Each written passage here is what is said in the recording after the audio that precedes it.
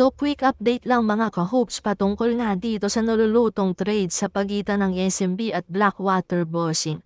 Ito ay rumors pa lamang mga ka-hoops at wala pang kasiguruduhan kung ito ay matutuloy.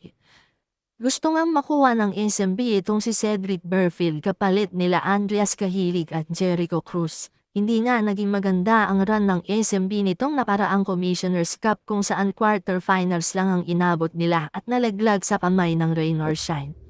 Nitong mga nakaraan lang ay gumalaw na nga ang SMB. Nakuha nga nila ang isang elite shooter sa liga na si Jerick Anmisi at Paulo Hernandez. Kapalit nila Wami Chongson at Chris Miller. Sa palagay nyo, sino ang nanalo sa trade na iyon mga ka-hoops?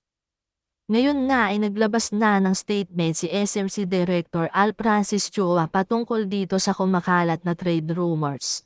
Aniya wala itong katotohanan at hindi sila interesado kay Cedric Burfield. Ito nga ang mga sinabi ni SMC Director Al Francis Chua. Chief, hindi walang katotohanan yun, no? Yung sinasabi ni Home Alone ba yun? Homer. Walang katotohanan yun. We never approach Blackwater. We never asked them that we want Burfield. Walang katotohanan yun. You can ask Blackwater kung kinausap namin sila na gusto namin si Burfield. Sabi niya, very reliable source. Sino yung nakausap niya? Diba? Hindi ko alam kung sino nakausap niya sa San Miguel. Lahat ng trade sa akin dumadaan. Lahat na may gusto ng coaches sa akin dumadaan. So, kasi okay lang naman yun eh. Pero ang problema dun, kung di bali, pwede siya gumawa ng istorya, mag-chismis o para pag-usapan, magkaroon ng content. Pero ang akin doon, kawawa naman yung mga player, hindi naman totoo, iniintriga nila. Kawawa yung player. Kasi iisipin nila, tinitrade sila. May mga pamilya yung mga yun. Diba? Kahit sinong malagay doon sa pinagchichismisan na player, kahit papano, nasa San Miguel na sila diba? Tapos sabihin, ititrade, wala katotohanan. So again, linggo-linggo, diba?